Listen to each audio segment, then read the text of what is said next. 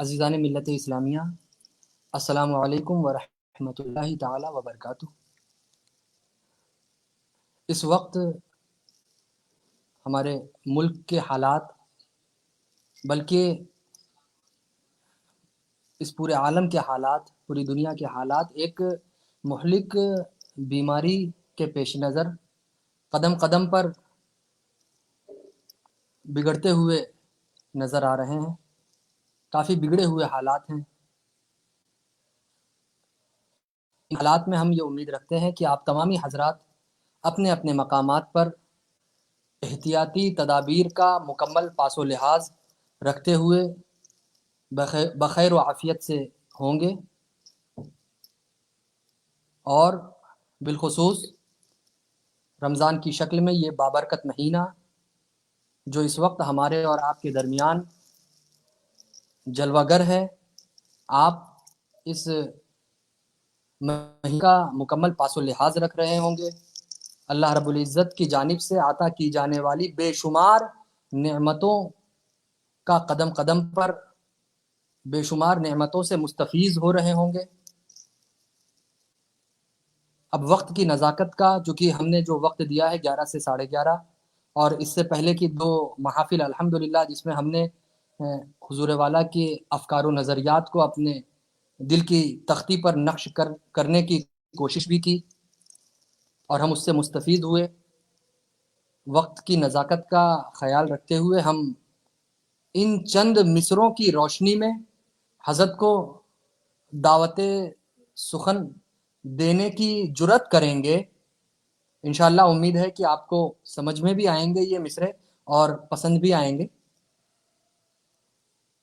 کہ کسی کہنے والے نے کیا خوب کہا ہے کہ حالات کے قدموں میں قلندر نہیں گرتا، حالات کے قدموں میں قلندر نہیں گرتا، ٹوٹے بھی جو تارا تو زمیں پر نہیں گرتا، ٹوٹے بھی جو تارا تو زمیں پر نہیں گرتا، گرتے ہیں سمندر میں بڑے شوق سے دریا، گرتے ہیں سمندر میں بڑے شوق سے دریا، حالات کے قدموں میں قلندر نہیں گرتا، ٹوٹے بھی جو تارا تو زمیں پر نہیں گرتا، گرتے ہیں سمندر میں بڑے شوق سے دریا، لیکن کسی دریا میں سمندر نہیں گرتا، لیکن کسی دریا میں سمندر نہیں گرتا۔ تو ان اشعار کی روشنی میں ہم حضرت کو دعوت سخن دینے کی جرات کریں گے کہ اب حضرت اپنے ناصحانہ کلمات سے ہماری اصلاح فرمائیں۔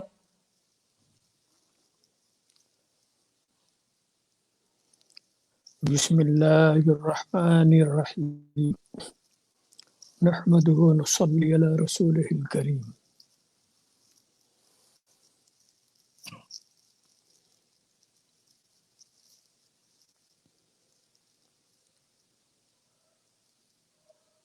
اس مختصر سی محفل میں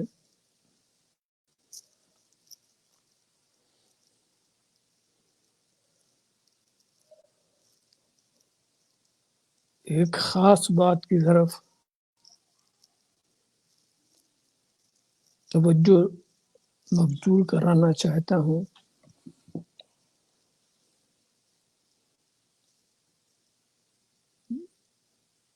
ایک ایسا لفظ ہے جو عام طور پہ بولا بھی جاتا اور سمجھا بھی جاتا، مگر اس کا اسلامی فلسفہ کیا ہے، اس کی طرف گہرائی سے دیکھنے کی ضرورت ہے۔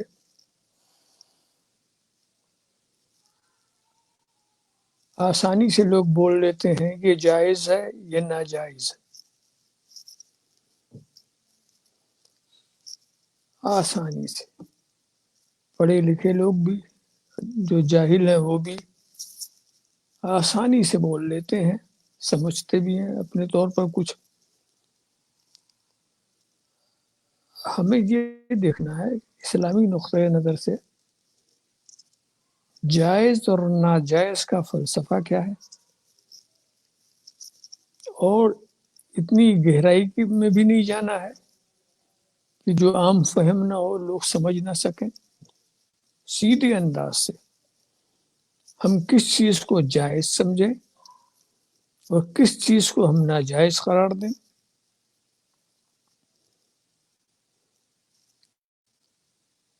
جس ترتیب سے میں کہہ رہا ہوں اسی ترتیب سے اس کو ذہن میں رکھیں.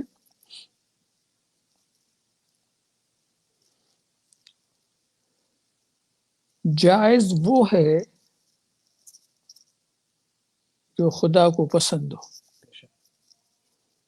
ناجائز وہ ہے جو خدا کو ناپسند ہو. اب اتنے آسان انداز میں اس میں کوئی ایسا لفظ استعمال نہیں کیا جو عام فہم نہ ہو، مگر اس تعریف کرنے سے بات ختم تو نہیں ہوتی.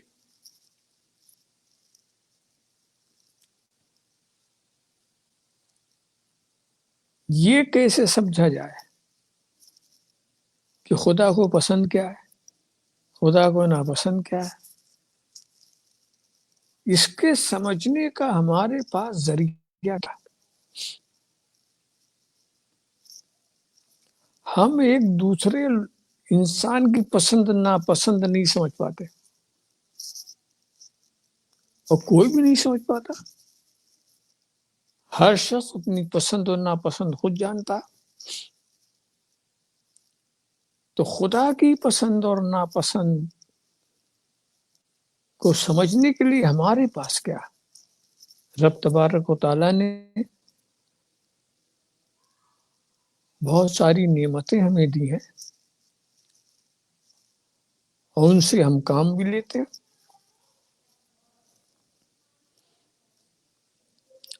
آنکھ دی دیکھنے کے لیے، دماغ دیا سوچنے کے لیے، ہاتھ پاؤں دیا کام کرنے کے لیے. ہر چیز خدا نے دیا.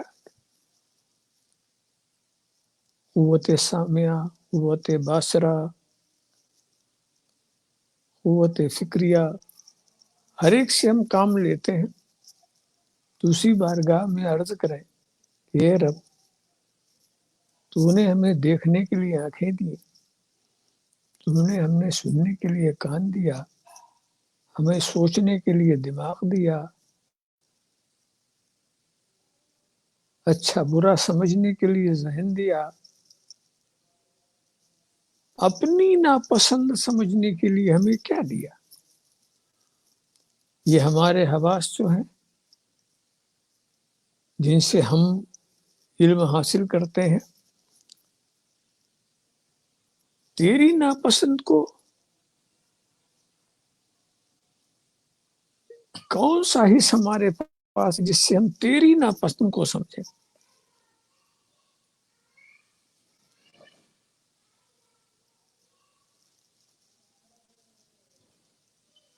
اب یہ تو کام بہت مشکل، جبکہ ہم آپس میں ایک دوسرے کی پسند اور ناپسند کو نہیں سمجھ پاتے، نہ سن سکتے، خدا کی ناپسند کو کیسے سمجھیں؟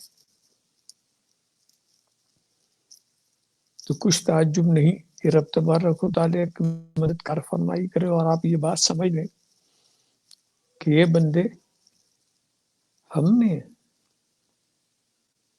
دیکھنے کے لیے تمہیں آنکھیں دی، سننے کے لیے تمہیں کان دیا، سوچنے کے لیے تمہیں دماغ دیا. ہر کام کے لیے کوئی نہ کوئی چیز تمہیں دی ہے، مگر اپنی پسند ناپسند کو جاننے کے لیے ہم نے تمہیں نبی دیا. خدا کی پسند و ناپسند کو جاننے کا صرف ایک ذریعہ ہے، وہ نبی. نہ ہم دماغ سے یہ کام کر سکتے ہیں، نہ دماغ کی رسائی وہاں تک ہے، نہ اپنے ہوا سے خمسہ ظاہرہ باطنہ کسی سے ہم خدا کی پسند و ناپسند کا وہ نہیں سمجھتے ہیں. یہ ایسا غیب ہے جو خدا نے نبی کے ذریعہ ہم کو سمجھایا.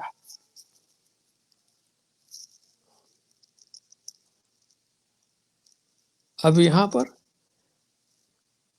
جب نبی کے ذریعہ، تو اس غیب کا علم تو نبی کو پہلے ہوا خدا کے دینے سے، پھر اس نے ہمیں بتایا.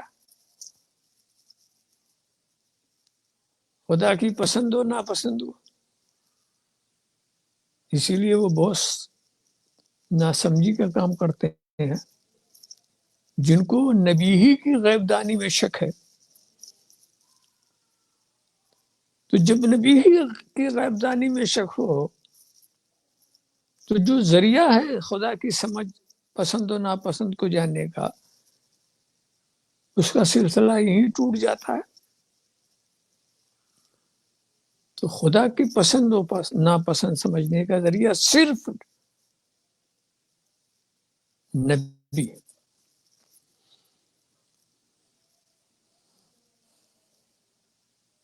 نبی ہی آ کے بتائے گا کہ خدا کی پسند کیا ہے اور ناپسند کیا، کوئی دوسرا سلسلہ نہیں.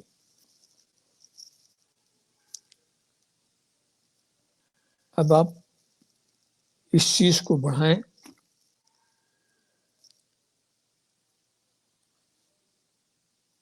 ہر دور میں نبی اسی لیے آئے کہ خدا کی پسند و ناپسند کو بندوں تک پہنچائیں. رب کریم جس چیز کو جب تک کے لیے چاہتا تھا اس دور کا نبی اسے بتا دیتا تھا. جب رب اس میں کوئی تبدیلی کرنا چاہتا تھا تو اس دور کے نبی کے سر یہ کام لیتا تھا. ہر دور میں یہ نبی کی شان رہی ہے، خدا کی پسند و ناپسند. اسی لیے دیکھیے خدا نے اپنی پسند ناپسند کو بتایا. سب سے پہلے کون؟ حضرت آدم. مگر خدا کو جتنی باتیں ناپسند تھی سب نہیں بتایا. اس وقت کے لیے جو باتیں ضروری تھی وہی بتایا. باقی جو کچھ باتیں اور تھیں اس کے بتانے کے لیے اگلی نبیوں کے ذریعہ ہمیں بتایا. ٹھیک ہے کچھ باتیں اور ہیں وہ حضرت نوح آ کے بتا جائیں گے. ان کے زمانے میں جتنا بتایا رب نے چاہا.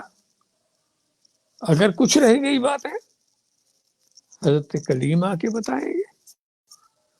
ان کے زمانے میں بھی کچھ باتیں اگر رہ گئی حضرت مسیح آ کر بتائیں. یہ تو ایک مثال کے طور پر ہے ہر نبی کے دور میں.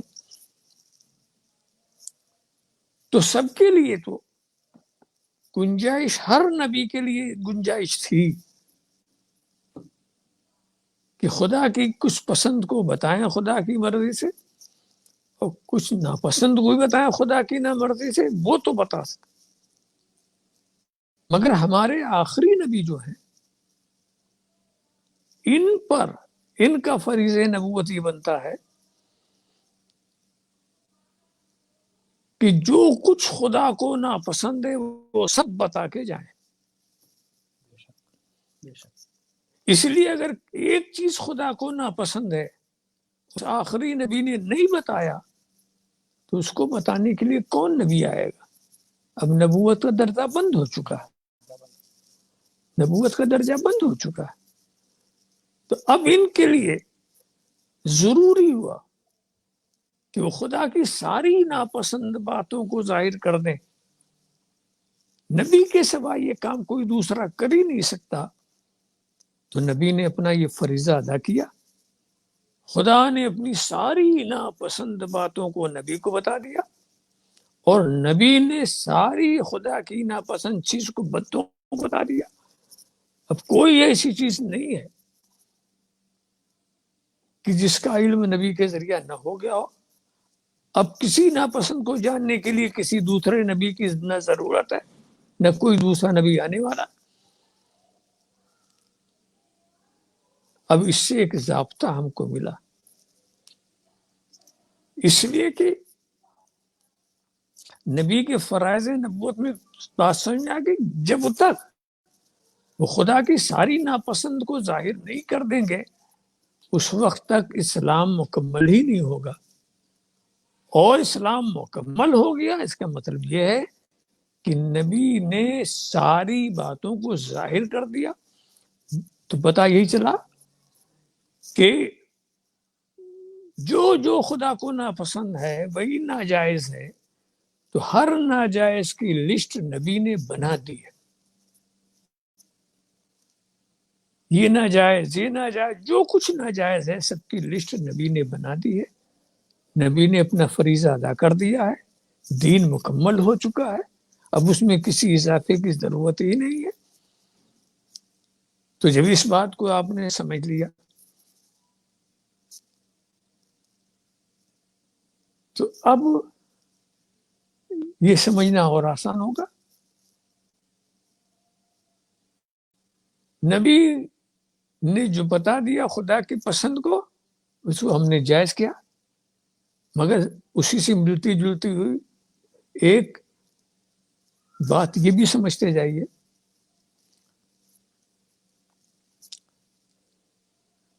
اسلام کے آنے کا مقصد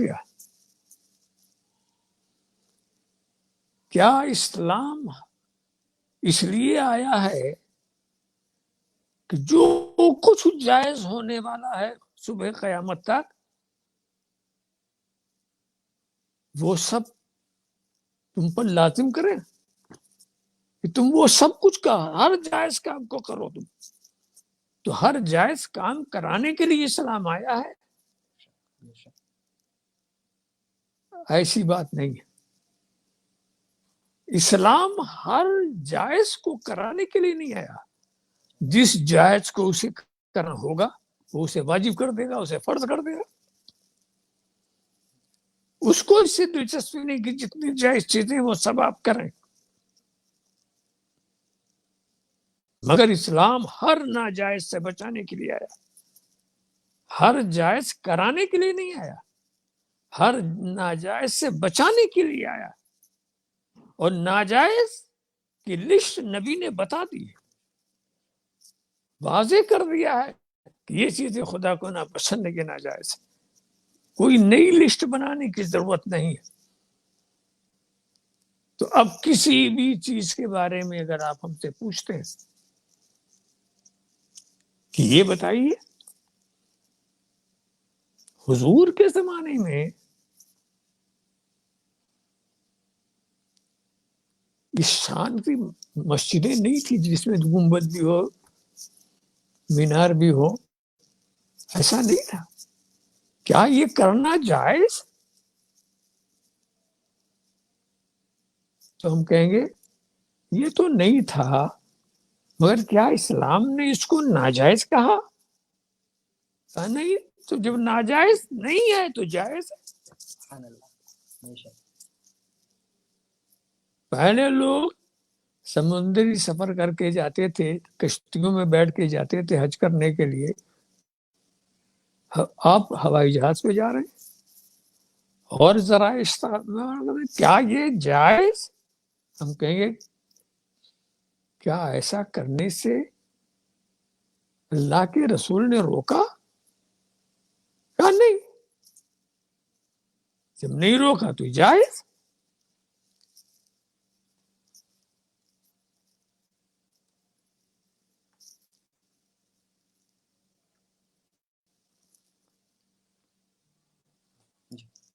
تو اس طرح سے بہت آسان طریقہ ہے جائز و ناجائز سمجھنے کے لیے. لوگ ہر چیز کو ناجائز کہہ دیتے ہیں، جس کو چاہتے ہیں ناجائز کہہ دیتے ہیں. یہ عام چیز ہے، ایسا تو ناجائز، ایسا ہے تو ناجائز. ایسے کو پھر بتاؤ کہ ناجائز کی تو لسٹ بن چکی ہے، جائز کی لسٹ نہیں بنی ہے. تو اس لسٹ میں دکھاؤ کہاں ناجائز. یہ سوال ہی غلط ہے جو پوچھتے ہو کہ کہاں جائز. سوال صحیح یہ ہے کہ یہ دکھاؤ کہاں ناجائز. اس لیے کہ ناجائز کی لسٹ بنی ہے، جائز کی لسٹ نہیں بنی. جتنی ناجائز چیزیں تھی بن گئی، یہ ناجائز، یہ ناجائز، یہ ناجائز، یہ ناجائز. قرآن و سنت نے اس کی وضاحت کر دی اور پوچھا پھر باقی سب جائز. تو باقی کی لسٹ تو بنی ہی نہیں، صرف قانونی طور پر باقی سب جائز. جس کو قرآن و سنت نے ناجائز نہ کہا وہ جائز. اسی کو جب اصولی زبان میں لوگ کہتے ہیں الاصل فی الاشیاء الاباحہ، اصل یہی ہے ہر چیز میں کہ مباح ہے. دلیل آپ دیکھیں عہد رسالت میں دیکھیے، ابتدا میں لوگ شراب پیتے تھے، پرانے عادی تھے وہ، اور پیتے رہے. اسلام لانے کے بعد بھی پیتے رہے، مگر جیسے حرمت کی آیت آئی رک گئے. تو پینے کے لیے دلیل نہیں چاہیے، چھوڑنے کے لیے دلیل چاہیے. لوگ ایک ہی نکاح میں دو بہنوں کو اکٹھا کرتے رہے، حرمت کی آیت آئی رک گئے. جوا کھیلتے رہے، حرمت کی آیت آئی رک گئے. رکنے کے لیے دلیل چاہیے، کرنے کے لیے دلیل نہیں چاہیے. پہلے بھی جو لوگ ایسا کرتے تھے وہ نبی سے اجازت لے کے نہیں کرتے تھے، وہ اپنے دور کی ایک رسم اور ایک عادت کی وجہ سے کرتے تھے. اسلام نے جب تک چاہا انہیں چھوٹ دیا، اور جب روکنا چاہا تو روک دیا. تو معلوم ہے رکنے کے لیے دلیل چاہیے، کرنے کے لیے دلیل نہیں چاہیے. یہ سوال ہی غلط ہے، کہاں جائز کہاں جائز. سوال صحیح ہے، یہ کہاں ناجائز. اگر اس اصول کو ذہن میں رکھ لیا جائے، بہت سارے سوالات کے جواب آ جاتے ہیں، بہت ساری چیزیں حل ہو جاتی ہیں. یہ اصولی بات ہے، اصولی انداز سے، مختصر انداز سے میں نے کہا. وآخر دعوانا الحمدللہ رب العالمین. کہ محمد سے وفا تو نے تو ہم تیرے ہیں، کہ محمد سے وفا تو نے تو ہم تیرے ہیں، یہ جہاں چیز ہے کیا لوح و قلم تیرے ہیں. تو عزیزان ملت، اس مختصر سے وقت میں ہم نے حضرت کی زبان پاک ترجمان سے بڑے اچھے انداز میں یہ جو کیا جائز کیا ناجائز، ان باتوں کو ہمیں واقعی میں اپنے دل کی تختی پر نقش کر کے اپنے زندگی میں اسے علی جامہ پہنانے کی کوشش کرنی چاہیے، اور سچا پکا مسلمان بننا چاہیے. انشاءاللہ تعالی پھر کل کے بعد دا ڈے آفٹر ٹمورو انشاءاللہ ہم لوگ دوبارہ آپ کے مابین حاضر ہوں گے کچھ نئے افکار و نظریات کو لے کر. تب تک کے لیے انشاءاللہ السلام علیکم ورحمۃ اللہ وبرکاتہ.